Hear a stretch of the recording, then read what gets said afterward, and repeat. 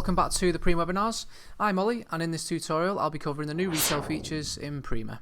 These features allow you to quickly produce a dispatch note and a sales invoice directly from a sales order. As well as that, you can confirm, print and email the record in a further click to avoid jumping around modules in Prima. So I'll just switch on to my live screen there, and what you can see is the sales order as normal in Prima.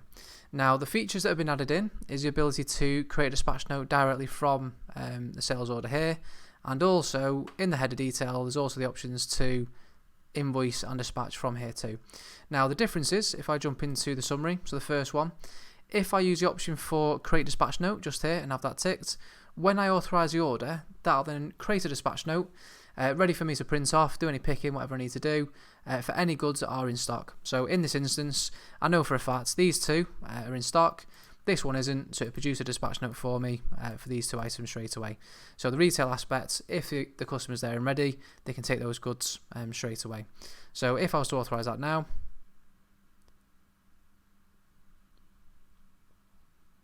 then against your sales order, as you can see, these two have gone into allocated, this one into requirements because it needs to be purchased. But if I was to jump into the links, rather than going through modules, into movements, into dispatch, available lines, you can quickly get to your dispatch note straight away there.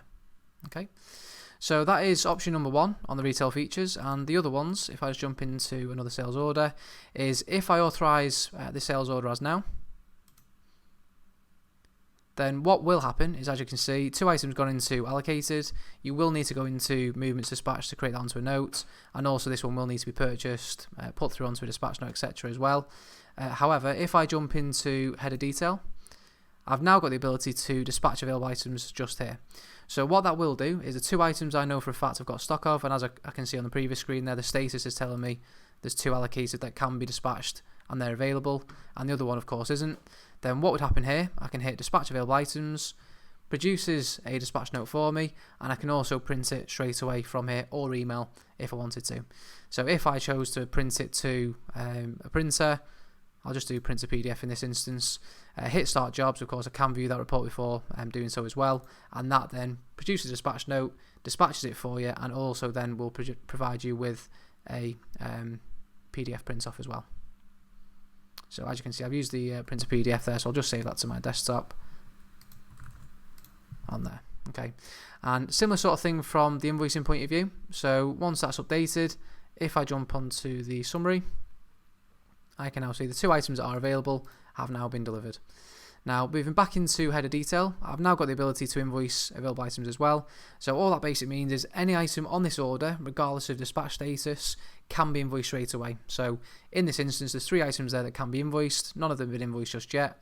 Invoice available items just there.